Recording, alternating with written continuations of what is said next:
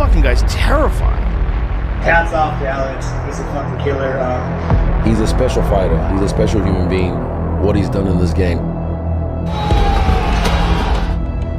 In his first 10 UFC fights, Alex Pereira has already achieved more than legends like Conor McGregor, Jon Jones, and Georges St-Pierre did in their early careers. He'd won 2 titles and taken down 5 world champions, so yeah, he's clearly a beast. But what do other UFC fighters and experts think of him? Let's find out. Alex Pereira stepped into the UFC in 2001 with a modest record of 3 wins and 1 loss, which is not exactly the kind that turns heads.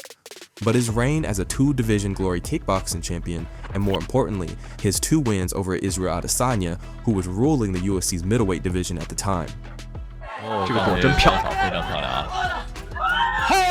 左手平勾，左平勾打到黑龙了，黑龙哦，看黑龙这个时候呼吸。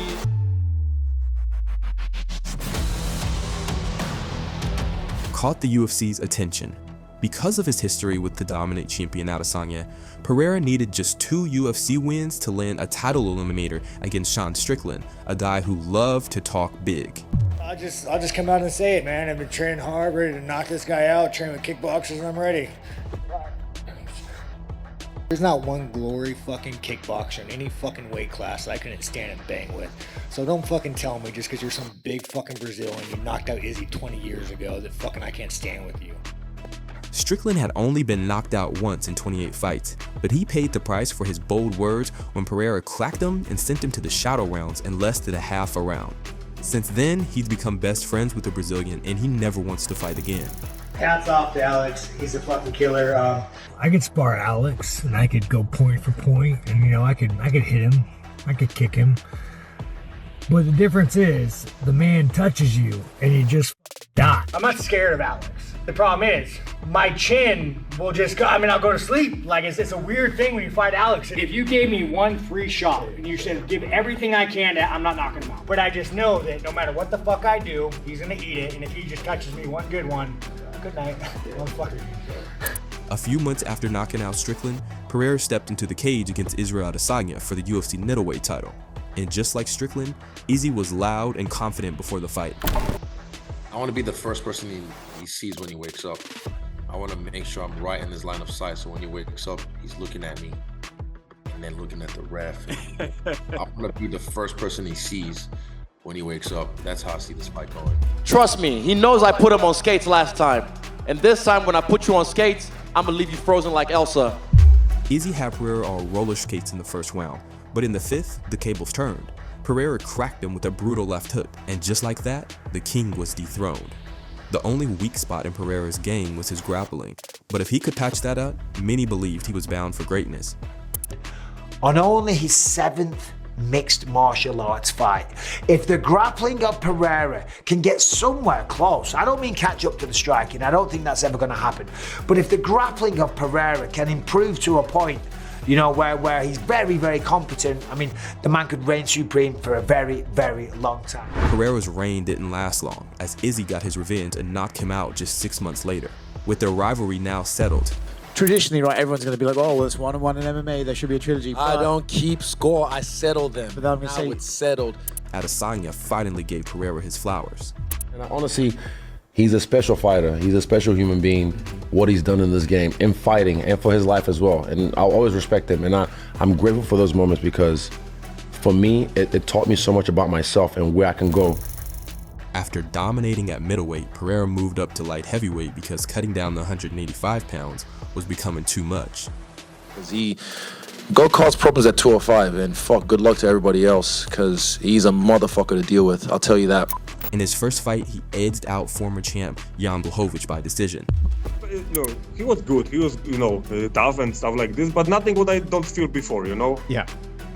That's it, like everybody. I think that his stand-up will be much better, But yeah, so maybe if I will believe more in my stand-up, I will win this fight before time, but Pereira's next fight was for the light heavyweight title against knockout machine Yuri Prochazka.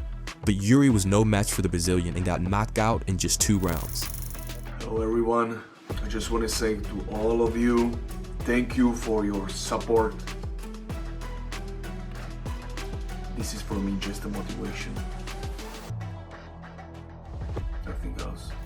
That's when people started to see that Pereira wasn't just good, he was the absolute best in his weight class. So, powerful. He is so good at finding his shots.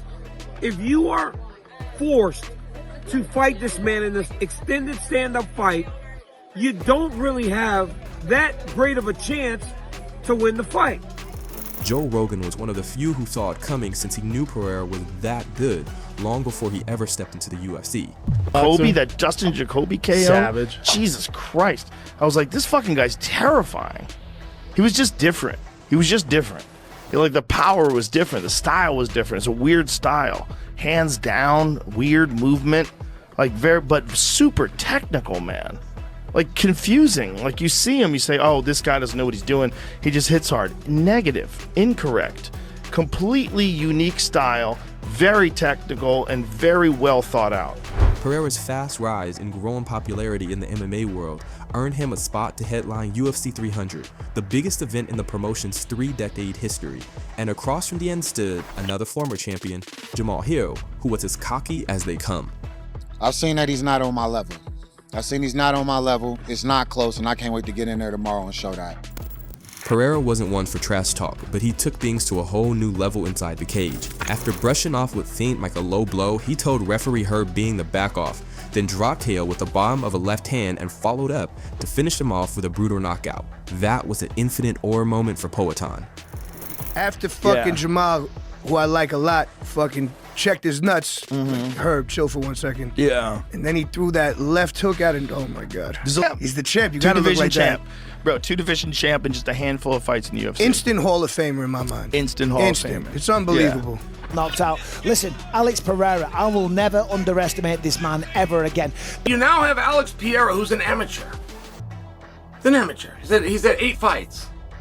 10, 11, 12 MMA fights in total.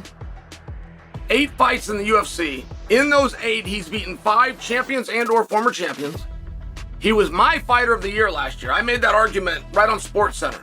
Said he held the 85-pound belt and he's held the 205-pound belt in the same calendar year. He is the fighter of the year. After such a monumental win, you'd think Pereira would take a long, well-deserved break. But nope, he was back just 3 months later to save UFC 303, which was originally set to be headlined by Conor McGregor and Michael Chandler. With McGregor pulling out, Pereira stepped in to defend his belt against Jiri Prochazka in a rematch. The result was another knockout win for Pereira, and this time, way more decisively. Once again, the MMA world couldn't help but be in awe of Pereira's willingness to fight anywhere and anytime, and that too, as a champ. He's defending his belt. He isn't just fighting anyone, you know what I mean? He's defending his belt on short notice. I'm sure he would have got a good paycheck, but it just shows you, what type of guy he is. Again, you don't see many champions like this, right? Obviously there's a few of us that were just fighting as regularly, defending regularly. There's a couple of us here and there, but there's some that and not knocking them, but there's some people want to choose the right fights, right timing and whatnot. Alex Pereira isn't one of those guys. He's like, oh yeah. Because he fights so frequently. No champions, guys, fight as much as this guy, Teddy. When I was the champion, Teddy, I fought once or twice a year. When you go to chase that belt, you'll fight 3 times a year just to get there. Fight once or twice, once you get it. Alex Pereira does not live by those same rules. Pereira's dominant win over Prochazka, along with his recent performance, finally forced Dana White to admit that he didn't think the Brazilian was as good as he turned out to be. Dana was pleasantly surprised by Pereira's rise to the top. I think the exact opposite. This guy's not going to do very well here. He's going to get taken down, smashed, submitted, all that kind of stuff, but man, was I wrong. And I know you. Even Pereira's potential rivals at both middleweight and heavyweight see that he's truly at the top of the game. Multiple titles at the highest level, comes in a short period of time and just becomes became middleweight champion, goes to light heavyweight, becomes champion, and being one of the biggest names, always ready to fight. I have the world's respect for him as a fighter, I think. And me beating Cyril Gain didn't change anything for me, just gave me a few more millions. And it would be the same for Tom Aspinall, where when you look back and it's like Jon just beat Alex Pereira, it's bigger. It's just much bigger. And anybody who can't understand that logic simply doesn't want to. Pereira still has work to do at light heavyweight, but a move to heavyweight is definitely on the horizon. If he makes the jump and wins a third belt, many pros believe he'll cement his legacy as the GOAT. People are calling him a GOAT. People are saying that if he was to go up to heavyweight and get a third championship, then he would be a GOAT. He is one win away from the argument of GOAT no longer being an argument. We won't even have the discussion anymore. If Pereira was to go in and get it, and I don't care if it's the interim title off of Tom or he gets it from Jon Jones or however he gets it at heavyweight. Will Alex Pereira become a 3-division UFC champion in the near future? Let us know your thoughts in the comments. If you liked the video, please subscribe to the channel and turn on the notifications. Thanks for watching, and we'll see you on the next one.